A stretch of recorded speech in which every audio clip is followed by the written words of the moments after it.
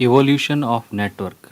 The network did not evolve in a single day, rather, it took decades to become more powerful, efficient, and reliable.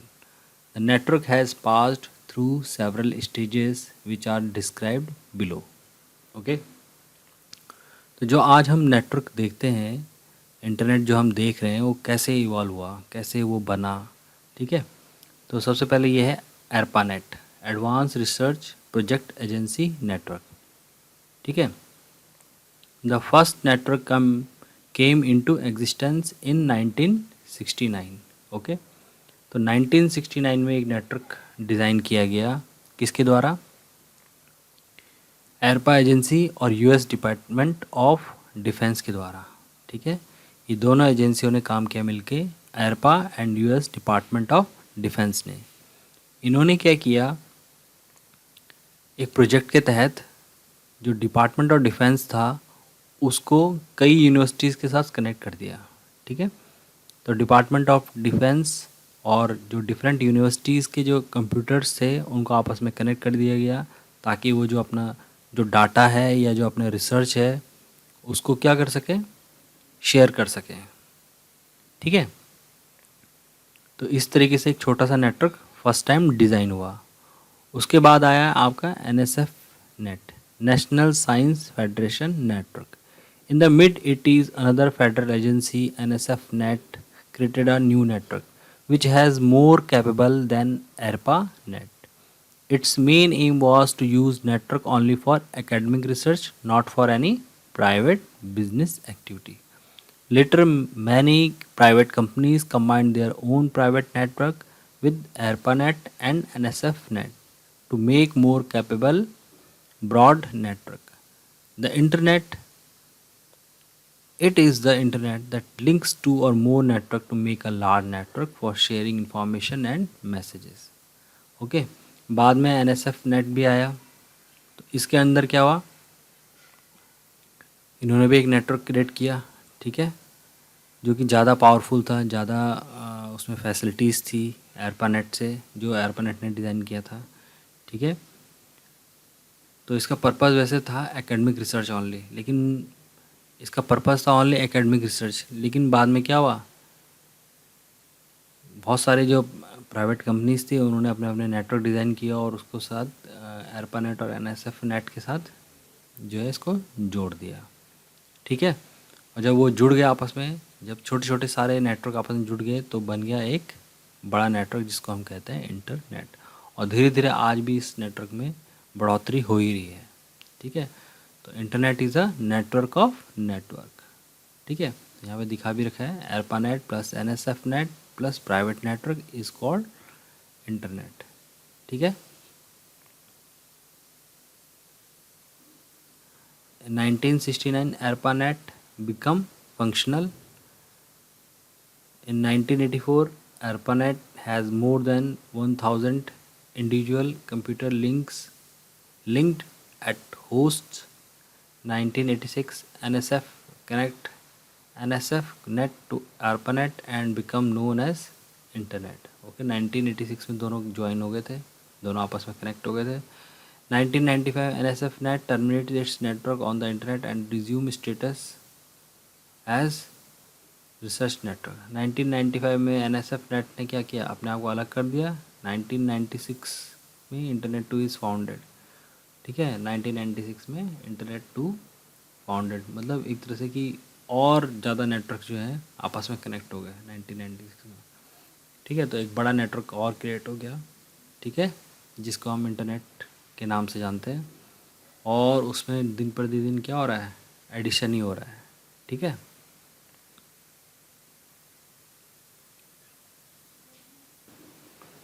Internet in the 1990s internet which is a network of network came into existence.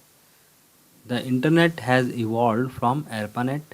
The computers are connected through World Wide Web that comprises a large network and share a common communication protocol. Okay, that is TCP/IP, Transmission Control Protocol and Internet Protocol. It allows computers of different types to exchange information and is known as Internet. Millions of domestic business and government networks are connected with each other for the purpose of sharing file, data, email, etc. Okay, most of the computers are not connected directly to the internet. Instead, they are connected to a smaller network which are further connected to a backbone network through gateways. Okay, तो इस तरह से तरीके से 1990s में जो है आपका इंटरनेट जो है फुल्ली एग्जिस्टेंस में आया. ठीक है. ओके. इंटरस्पेस क्या एक टर्म है जो कि डिफाइन करती है रियल टाइम कम्युनिकेशन को. ठीक है. Interspace is a software that allow multiple user in a client server environment to communicate with each other by sending and receiving data of various types such as data file, video, audio and textual data in a 3D environment. It facilitates online real-time exchange of data. Interspace is the most advanced term of communication available on the internet today. ठीक है. Internet जो interspace है एक term है जो कि define करती है एडवांस टर्म ऑफ कम्युनिकेशन. इसमें क्या है कि जो भी आप डाटा शेयर कर रहे हैं, ठीक है, जैसे कि ऑडियो हो गया, वीडियो हो गया या टेक्स्ट हो गया, वो रियल टाइम इन्वायरमेंट में होता है. ठीक है. बस इसमें अभी क्योंकि इसमें जो कि हमारी जो कम्युनिकेशन था, जो कि पहले जब हम कम्युनिकेशन सेटअप करते थे और जो आज हमारा कम्युनिकेशन है उसमें क्या है, बहुत ज़मीन आसमान का फ़र्क है. पहले हम जो चीज़ें थी, जैसे आज हम वीडियो कॉल कर सकते हैं तो एक दूसरे को फेस टू फेस देख सकते हैं. ठीक है. रियल टाइम ऑडियो है, रियल टाइम वीडियो है, रियल टाइम टेक्स्ट है. ठीक है. जो आप लिख रहे हैं वो उसी समय जो है उसी समय में, ठीक है, आपके जो जिससे आप बात कर रहे हैं उसके पास पहुंच रहा है डाटा. ठीक है. ऐसे ही आपका ऑडियो भी पहुंच रहा है, ऐसे ही आपका वीडियो भी पहुंच रहा है. लेकिन अभी इसमें कुछ और एडवांसमेंट होना बाकी है, जैसे कि 3D इन्वायरमेंट. अभी जो है हम जो डाटा भेजते हैं वो सिंपल अपना 2D इन्वायरमेंट नॉर्मल तरीके से भेज रहे हैं. ठीक है. 3D इन्वायरमेंट समझ लो कि ऐसा कम्युनिकेशन सिस्टम कि जिसमें कि हमें लगे कि हम पर्सन के सामने ही बैठे हैं. अगर हम जैसे सपोज़ करो कि ये बहुत सारे साइंस फिक्शन मूवीज़ में भी देखने को मिला है कि उसमें जब कम्युनिकेशन सेटअप होता है या मीटिंग सेटअप की जाती है तो उसमें क्या होता है कि जो भी आपके पार्टिसिपेंट होते हैं, जो भी मीटिंग में पार्टिसिपेट कर रहे हैं, वो ऐसा लगता है उनको कि जो पर्सन्स हैं वो एक दूसरे के सामने बैठे हैं. ठीक है. तो अभी उतनी एडवांस स्टेज नहीं आई है, लेकिन ये प्रोसेस जारी है, उस पर काम चल रहा है. किस तरीके से हम उस स्टेज को या उस कंडीशन को पाएँ या उस इन्वायरमेंट को क्रिएट करें, एक 3D इन्वायरमेंट को, कि हमें एक रियल टाइम जो इमेज है या रियल टाइम जो वीडियो है, मतलब जो 3D जो इन्वायरमेंट 3D इन्वायरमेंट में एक रियल टाइम वीडियो हमें मिल पाए. ठीक है. ऐसा लगे कि पर्सन जो है हमारे सामने ही बैठा है और हम उससे बात कर रहे हैं. अभी तो ऐसा नहीं है, हालांकि हम पुराने समय से इसको कंपेयर करें, जो आज का हमारा कम्युनिकेशन सिस्टम है बहुत एडवांस है. ठीक है. लेकिन आज से 10 साल बाद या 15 साल बाद ये और एडवांस हो जाएगा. और इसमें कोई वो नहीं है कि 3D इन्वायरमेंट अवेलेबल ना हो. तब तक हमारे जो डिवाइसेस हैं वो अपडेट हो जाएंगे, हमारे सॉफ्टवेयर अपडेट हो जाएंगे. तो डे बाय डे क्या हो रहा है, इसमें अपडेशन हो ही रहा है. ठीक है. How does internet work? One of the greatest thing about the internet is that nobody really owns it. ठीक है. जो इंटरनेट हम बात करते हैं, पूरी दुनिया में सारी दुनिया आपस में कनेक्टेड है. ठीक है. इन्फॉर्मेशन एक जगह से दूसरी जगह भेज सकते हैं. ठीक है. चाहे वो टेक्स्ट हो, वीडियो हो. ठीक. तो ये किसके थ्रू पॉसिबल है? इंटरनेट के थ्रू पॉसिबल है. लेकिन ये इसको क्वेश्चन आता है कि इसका इसका मालिक कौन है, किसकी कंपनी है ये इंटरनेट? तो एक क्वेश्चन ये, तो आंसर ये है कि इंटरनेट का कोई एक व्यक्ति मालिक नहीं है. ठीक है. किसी की पर्सनल प्रॉपर्टी नहीं है. It is a global collection of network, both big and small. These network connected together in many different ways to form a single entity that we know as internet. In fact, every name comes this idea of interconnected network. ठीक है. It is a global collection of network, both big and small. ठीक है. बहुत सारे जो दुनिया में जितने भी नेटवर्क हैं स्मॉल हों चाहे बिग हों, आपस में कनेक्ट हो रहे हैं और एक नेटवर्क बना रहे हैं। ठीक है, अब कोई नेटवर्क किसी कंपनी का है, कोई नेटवर्क किसी कंपनी का है, कोई किसी गवर्नमेंट का है। ठीक है, इस तरीके से आपस में कनेक्ट हो रहे हैं और क्या कर रहे हैं, इंटरनेट को क्रिएट कर रहे हैं। ठीक है, तभी तो हम कहते हैं internet is a network of network is called an internet. Since its beginning in 1969, the internet has grown from 4 host computer system to 10 of millions.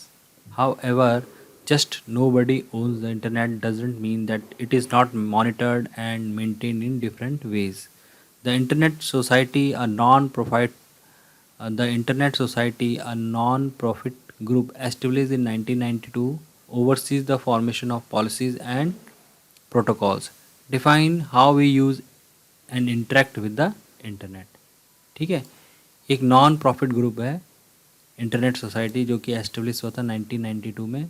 वही जो इसकी जो पॉलिसीज़ हैं इंटरनेट से रिलेटेड उनको जो है डिफ़ाइन करती है, कैसे इंटरनेट पे इंटरेक्ट किया जाएगा, कैसे इंटरनेट काम करेगा। ठीक है, policies the formation of the policies, इसका काम क्या है, पॉलिसीज़ को बनाना, प्रोटोकॉल्स को डिफ़ाइन करना।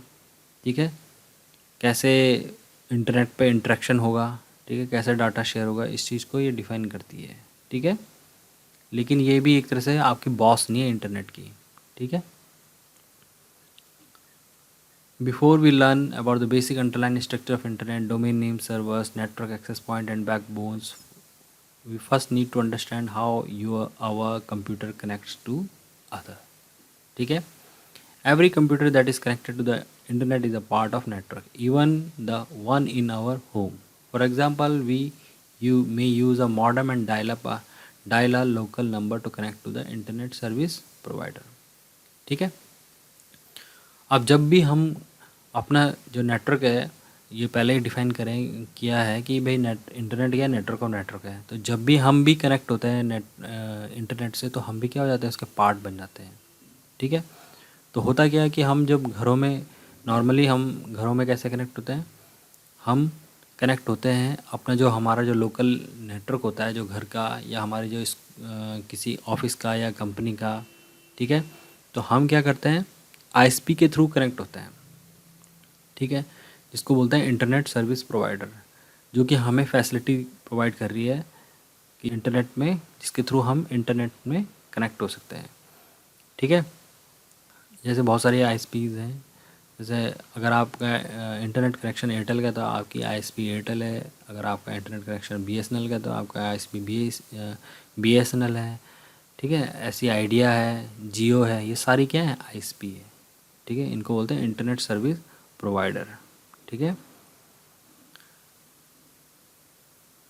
when it connect to the ISP it becomes a part of their network. The ISP may then connect it to a larger network and become a part of their network. The ISP may then connect to a larger network and become a part of their network. The internet is a simple network of network. और जैसे हम लोग हैं, हम अपने system को connect भी करते हैं, डिसकनेक्ट भी करते हैं। ठीक है, लेकिन जो आईएसपी है वो हमेशा क्या है, ऑन है, वो हमेशा कनेक्टेड है। बहुत सारे आईएसपी आपस में कनेक्टेड हैं, उनका भी एक बड़ा नेटवर्क क्रिएट हो रखा है। ठीक है, वो तो वो नेटवर्क हमेशा ऑन है, वो कभी ऑफ़ नहीं होगा। अगर वो ऑफ़ हो जाएगा तो समझ लो कि इंटरनेट एक तरह से ऑफ़ हो गया, आपका कुछ पार्ट उसका ऑफ़ हो गया। ठीक है, जैसे इंडिया में अलग है, अमेरिका में अलग होगा, अफ्रीका में अलग आईएसपीज़ होंगी। ठीक है, रशिया में अलग आईएसपी होंगी। ठीक है, तो इनका भी आपस में क्या है, एक नेटवर्क है, तो ये भी आपस में क्या है, कनेक्टेड है। ठीक है, most large communication company have their own dedicated backbones connected various region. In each region the company has a point of presence. ठीक है, the POP is a place for local user to access the company network, often through a local phone number or dedicated line. The amazing thing here is that no overall controlling network. Instead there are several high level networks connecting to each other, network access point or NAPs. ठीक है, तो इसमें है क्या, हमारे को जैसे ये डायग्राम है यहाँ पे। ठीक है, ये बता रहा है कि ये हमारा एक लैन है, कनेक्ट हो गया पीओपी से। ठीक है, ये एक सिस्टम है, ये कनेक्ट हो गया, तो ये पीओपी मतलब आईएसपी। ठीक है, पॉइंट ऑफ प्रेजेंस, तो हम यहाँ पे कनेक्ट हो गए। हमारे लिए अगर हमें कनेक्ट होना है तो हमारे लिए ये पॉइंट है, आईएसपी है जरिया, इंटरनेट से कनेक्ट होने का जरिया हमारा क्या आईएसपी है। और आईएसपीज़ का भी अपना एक बहुत बड़ा ब्रॉड नेटवर्क है, ठीक है, जो कि आपस में कनेक्टेड हैं। अब जैसे यहाँ पे कह सकते हैं कि जैसे जो हिली एरियाज़ हैं, है ना, जनरली जो दिल्ली है, ये जो बड़े शहर हैं, इंदौर हो गया, देहरादून हो गया, यहाँ पे आपका आईएसपी जो है एयरटेल काम करता है, ठीक है। लेकिन जो हिली एरिया है वहाँ पे अगर उसके क्लाइंट है और वहाँ पे उसको कनेक्टिविटी देनी है तो वहाँ पे उसका नेटवर्क तो है नहीं, तो वो क्या यूज़ कर लेगा, चैनल यूज़ कर लेगा। किसके, जनरली जो एयरटेल है वो बीएसएनएल के चैनल यूज़ करता है, ठीक है। तो आपस में भी क्या आईएसपी क्या करती हैं, एक दूसरे को चैनल शेयर करती हैं, एक दूसरे के चैनल शेयर करती हैं, ठीक है, नेटवर्क शेयर करती हैं, ठीक। तो जो नेक्स्ट पॉइंट है नैप, नैप की बात यही है कि ऐसी कंपनीज़ जो कि क्या करती हैं, नेटवर्क को क्रिएट करती हैं। अब वो हो सकती हैं नेशन वाइड भी हो सकती हैं, रीजन वाइज भी हो सकती हैं, और वर्ल्ड वाइड भी हो सकती हैं। जैसे कि एक कॉन्टिनेंट को दूसरे कॉन्टिनेंट से जोड़ना, ठीक है। जैसे कि अमेरिका से इंडिया तक अगर कोई लाइन बिछी हुई है, इंटरनेट की जो लाइनें बिछी हुई हैं, तो वो कौन हैंडल कर रही है, वो उसके लिए भी क्या है, कंपनीज़ है। तो आईएसपीज़ क्या करती हैं, इन कंपनीज़ का सहारा लेती हैं, ठीक है, वर्ल्ड वाइड कनेक्ट होने के लिए, ठीक है। इनकी फैसिलिटीज़ का यूज़ करती हैं, इनके इनके नेटवर्क का यूज़ करती हैं वर्ल्ड वाइड कनेक्ट होने के लिए। तब क्या बनता है, हमारा एक बड़ा नेटवर्क बनता है, और वो क्या है, एक तरह से समझ लो बैकबोन है, ठीक है। छोटे एरिया में आईएसपी इतनी सक्षम नहीं है कि पूरे वर्ल्ड वाइड वो अपना नेटवर्क को बिछा सके। तो आईएसपीज़ क्या करते हैं, इनकी फैसिलिटीज़, इन कंपनीज़ की फैसिलिटीज़ लेती हैं। इन कंपनीज ने जो नेटवर्क क्रिएट किया हुआ है वो कॉन्टिनेंट वाइज, ठीक है, या नेशन वाइड या वर्ल्ड वाइड, उसकी फैसिलिटीज़ का, उसके चैनल्स का सहारा लेती हैं, उनको यूज़ करते हैं, और एवरेज में उसके बदले क्या है, थोड़ा पेमेंट उनको करती हैं। इसीलिए अच्छा, इसमें इसमें भी ऐसी कोई पॉलिसी नहीं है इंटरनेट में कि कौन किससे कितना चार्ज लेगा, ठीक है। वो इंडिपेंडेंट है इस चीज़ के लिए, जैसे आईएसपीज़ है वो इंडिपेंडेंट है इस चीज़ के डिसीज़न के लिए कि वो यूज़र से कितना पैसा लें, ठीक है। तो वो हमसे चार्ज करती हैं, और अगर वो नेटवर्क यूज़ कर रही हैं किसी और कंपनीज़ का, ठीक है, तो उनको थोड़ा बहुत चार्ज देती हैं। तो इस तरीके से आपका इंटरनेट काम करता है, ठीक है। इसका एग्जांपल हमने डिस्कस भी किया है कि भाई एयरटेल एक कंपनी है, लेकिन आईएसपी है, लेकिन वर्ल्ड वाइड उसका भाई नेशन वाइड, अगर नेशन की बात करें तो नेशन वाइड हर जगह एयरटेल का नेटवर्क जो है अवेलेबल नहीं है, ठीक है। उनके लाइंस, उनके चैनल्स अवेलेबल नहीं है, तो वो क्या करती हैं, वो बीएसएनएल के चैनल यूज़ करती हैं, या जहाँ जियो का होगा वहाँ जियो का चैनल यूज़ करेंगी, ठीक है। और उसके बदले में क्या करती हैं, अब वो चाहे गाइडेड मीडिया हो या अनगाइडेड वे हो या गाइडेड वे हो, ठीक है, उसके बदले उनको पैसा देंगी। तो उस तरीके की जो कंपनी जो नेटवर्क प्रोवाइड कर रही हैं, जिनका बड़े स्तर पे नेटवर्क है, वो नैप के अंदर आती हैं, ठीक है। और एक आईएसपी भी नैप हो सकती है अगर वो उतनी बड़ी है या उसने उतना बड़ा नेटवर्क क्रिएट किया हुआ है, ठीक है। तो वो दूसरों को फैसिलिटीज़ प्रोवाइड करती है। अपना तो जैसे बीएसएनएल है, वो अपना तो ये एज ए आईएसपी काम कर ही रही है, और नैप की तरह भी काम कर रही है। बहुत सारे, जैसे कि बहुत सारे स्टेट्स में उसका नेटवर्क है, तो एज ए नैप भी वो काम कर रही है, ठीक है, क्योंकि उसका क्या है, नेटवर्क है, और अदर कंपनीज क्या कर रही हैं, उस नेटवर्क को यूज़ कर रही हैं, ठीक। नेक्स्ट है gateway. Gateway is a device that connect dissimilar network. Backbone is a central interconnecting structure that connects one or more network, just like the trunk of a tree. At the source computer, the message to be sent broken down into small part called packets. Each packet is a given serial number, and all these packets sent to a destination computer. The destination computer receives the packet in random order. The packets are reassembled in order to their number, and message is restored. ठीक है। Gateway क्या होता है हमारा, generally दो dissimilar network को connect करता है, ठीक है। जैसे कि हमारा घर का एक नेटवर्क हो गया और एक हमारा क्या हो गया, इंटरनेट हो गया, तो दोनों डिसिमिलर हैं। तो उन दोनों को कनेक्ट कौन करता है, गेटवे। गेटवे जनरली हमारे घरों में जो हमारा राउटर होता है, जिसको हम जिसके थ्रू, जिसमें हमारी जो है इंटरनेट की जो बाहर से जो बीएसएनएल से या हमारा जो जो एक एंटीना लगा है उससे जो जो केबल आ रही है जिस डिवाइस में कनेक्ट हो रही है उसी को वही हमारा क्या होता है, एक तरह से हमारा क्या है, गेटवे है। उसको हम राउटर भी बोलते हैं, ठीक है। तो वही हमारा गेटवे है, वो क्या कनेक्ट कर रहा है, कनेक्ट कर रहा है दो नेटवर्क को, एक हमारा होम नेटवर्क और एक हमारा इंटरनेट। तो आपस में दोनों को क्या कर रहा है, कम्युनिकेट कर रहा है, ठीक है। प्राइवेट नेटवर्क में होता क्या है कि हम प्राइवेट आईपीज़ यूज़ करते हैं, ठीक है। और जो हमारा ग्लोबल नेटवर्क होता है, इंटरनेट होता है, वहाँ पे क्या होते हैं, हमारे पब्लिक आईपी होते हैं, ठीक है। अभी आईपी एड्रेस के बारे में भी डिस्कस करेंगे क्या होता है, ठीक है। अब जब कोई भी डाटा आप भेजते हो तो वो किस फॉर्म में जाता है, पैकेट्स की फॉर्म में जाता है, वो टूट जाता है, ठीक है। उसके पैकेट्स बन जाते हैं, हर पैकेट को क्या दिया जाता है, सीरियल नंबर दिया जाता है। अब वो सपोज़ करो आपने फ्रेंड ए ने फ्रेंड बी को, ठीक है, जो कि देहरादून रहता है, एक दिल्ली रहता है, उसने कुछ डाटा उसको भेजा। तो वो जो डाटा है पैकेट्स की फॉर्म में गया, बहुत तेज़ी से ये काम होता है, ठीक है। और वो जो पैकेट्स हैं वो जो डाटा है पैकेट्स में कन्वर्ट हो गया है, पैकेट्स को सीरियल नंबर मिल गए, अब वो अलग अलग रूट से जा रहे हैं, ठीक है, इंटरनेट में। अब उन्हें जो रास्ते हैं जाने के, जो तरीके हैं, तरीके मीन्स जो जरिए हैं जाने के, जो चैनल हैं जाने के, वो अलग अलग हो सकते हैं, ठीक है। कोई सेम रूट को फॉलो कर भी सकते हैं पैकेट्स और नहीं भी कर सकते हैं, ठीक है। अब वो जब वहाँ पे पहुँच जाएंगे फिर क्या हो जाएगा, वहाँ पे वो सारे के सारे पैकेट्स अरेंज हो जाएंगे सीरियल नंबर के हिसाब से, और वापस जो मैसेज हमने भेजा था वो क्या हो जाएगा, रीस्टोर्ड हो जाएगा, रीअसेंबल हो जाएगा और रीस्टोर्ड हो जाएगा, ठीक है।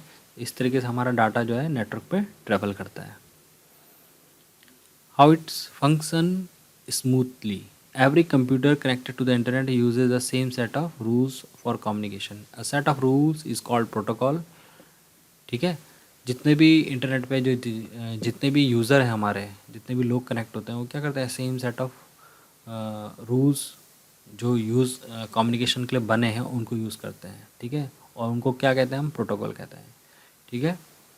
Communication protocol used by internet is TCP IP. Generally उसको हम क्या बोलते हैं, टीसीपी आईपी बोलते हैं।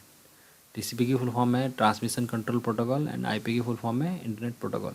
एक्चुअली क्या है, ये टीसीपी आईपी एक प्रोटोकॉल सूट होता है। टीसीपी अपने आप में एक इंडिपेंडेंट प्रोटोकॉल है, आईपी भी अपने आप में एक इंडिपेंडेंट प्रोटोकॉल है, ठीक है। लेकिन इन दोनों का रोल जो है बहुत इम्पॉर्टेंट होता है, ठीक है। इनके बिना जो है कम्युनिकेशन सेटअप हो नहीं सकता, इसीलिए इसको बोलते हैं टीसीपी आईपी प्रोटोकॉल सूट।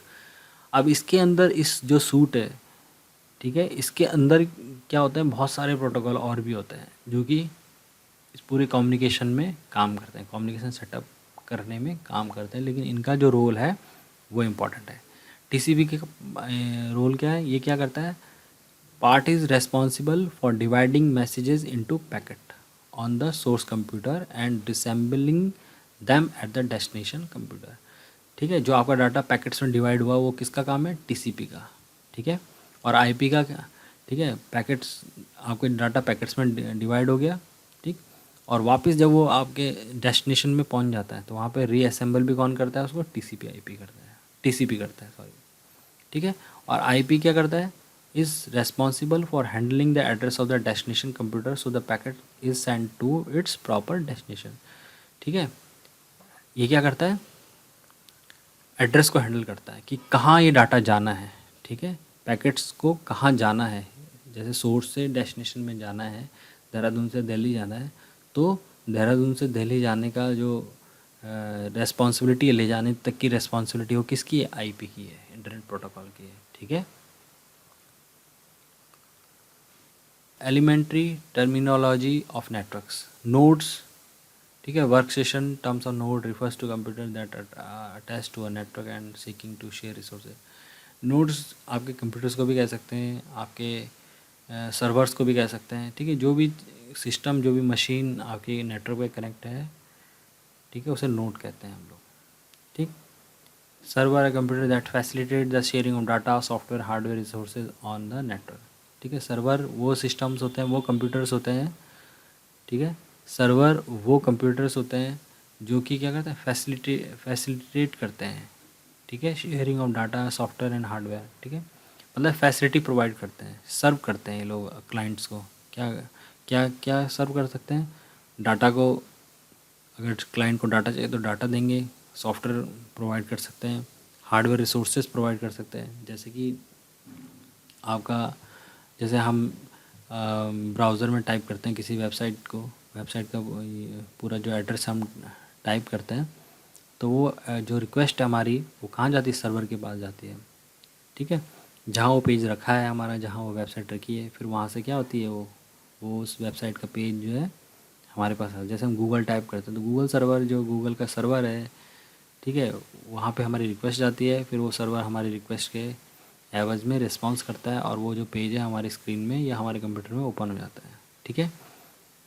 ठीक, तो इस तरीके से काम होता है। हार्डवेयर के केस में क्या है कि हार्डवेयर में जैसे आपने बना दिया प्रिंट सर्वर, ठीक है, आपने बहुत बड़ा आपका ऑफिस है, ठीक है, कई फ्लोर का ऑफिस है, या एक फ्लोर है बहुत बड़ा है, और आप अपने हार्ड डिस्क को या आप अपने प्रिंटर को शेयर करना चाहते हो, तो आपने प्रिंट सर्वर बना दिया एक, ठीक है।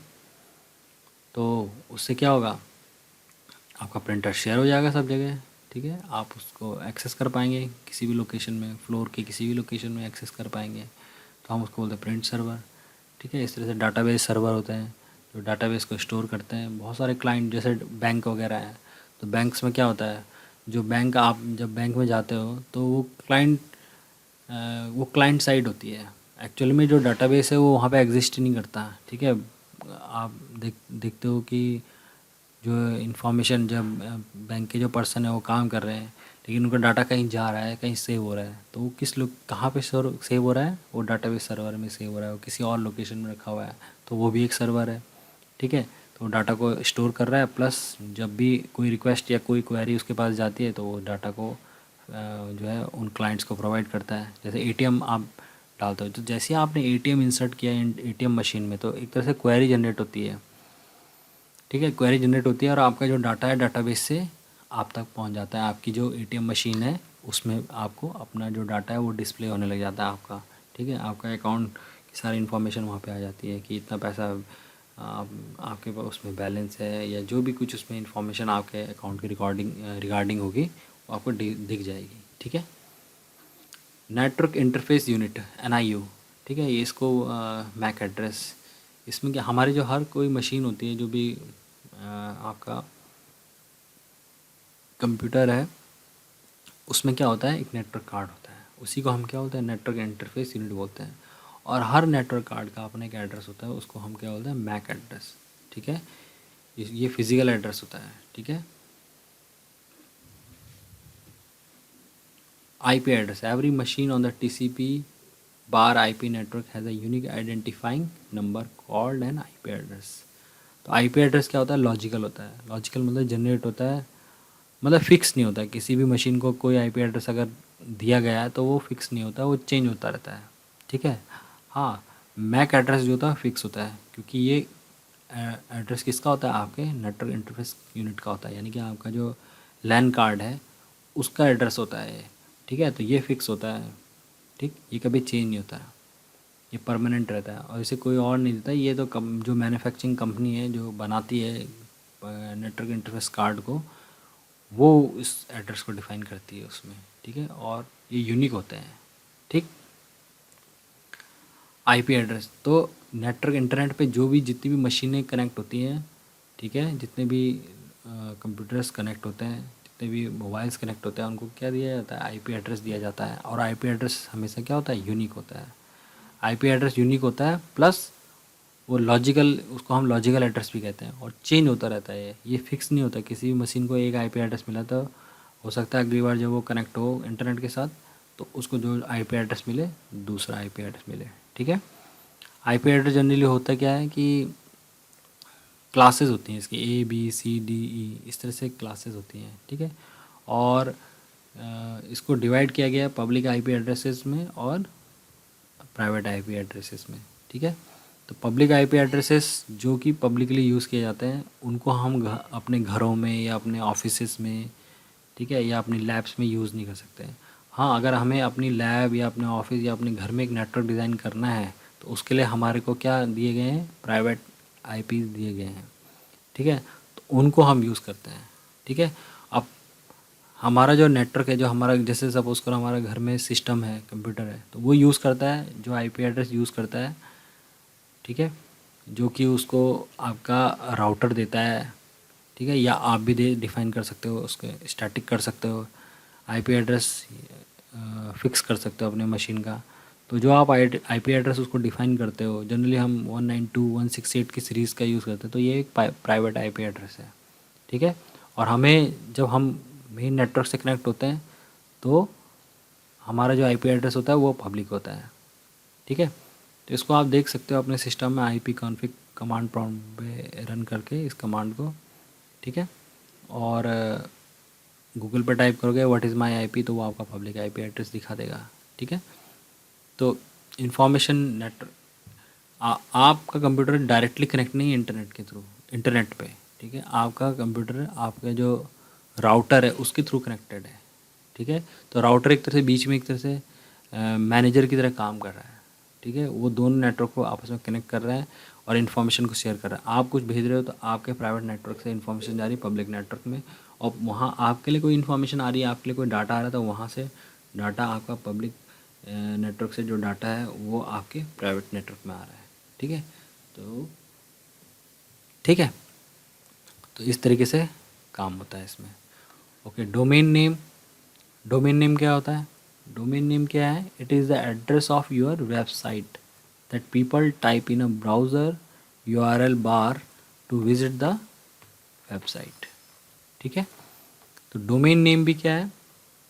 आपको जैसे सपोज आपको गूगल का पेज खोलना है तो आप क्या टाइप करते हो अपने वेब ब्राउज़र में, उसकी जो यूआरएल बार है वहाँ पे टाइप करते हो www.google.com, ठीक है। याहू की वेबसाइट खोलनी है तो www.yahoo.com, ठीक है।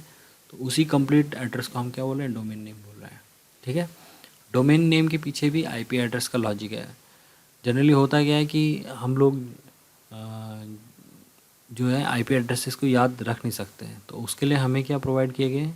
नेम्स प्रोवाइड किए गए। मतलब नेम्स प्रोवाइड किए गए मतलब हम नेमिंग सिस्टम को यूज़ करते हैं और वो इंटरनली किस में कन्वर्ट हो जाते हैं? आईपी एड्रेस में कन्वर्ट हो जाते हैं, ठीक है। जैसे कि आप गूगल है, गूगल आप सिंपल google.com टाइप करते हो या facebook.com टाइप करते हो तो इंटरनली, ठीक है, डोमेन नेम सर्वर यानी कि डीएनएस सिस्टम, ठीक है, आपके आपका जो नेम है, डोमेन नेम है, जो आपका डोमेन नेम है जो कि आपने टाइप किया है, ठीक है, यूआरएल पे, ठीक, उसको कन्वर्ट कर देगा किस में? आईपी एड्रेस में, और वो आप पर्टिकुलर मशीन तक पहुंच जाओगे जहां आपकी वेबसाइट रखी है, ठीक है। Components of data communication, sender है डिवाइस और computer that sends the data, receiver है रिसीव डिवाइस और computer receive the data, message information to communicated, okay, it may be text, image, audio, video, transmission medium transmission medium is a physical path through which the data flow from sender to receiver, a cable or wire or radio waves can be the medium, ठीक है। Medium guided भी हो सकता है, unguided भी हो सकता है। गाइडेड में होता है आपका वायर और अनगाइडेड में होती हैं आपकी वेव्स, ठीक है। Protocol set of rules that govern the data transmission, ठीक है, जिनकी मदद से क्या हो रहा है? आपका डाटा ट्रांसमिशन हो रहा है, वो रूल्स हैं, ठीक। It represent the communication method which are to be followed by the sending and receiving devices, ठीक है, वो रूल्स जिनकी मदद से सेंडर और रिसीवर जो है डाटा को सेंड कर पा रहे हैं या रिसीव कर पा रहे हैं, उनको हम क्या बोलते हैं? प्रोटोकॉल बोलते हैं, ओके।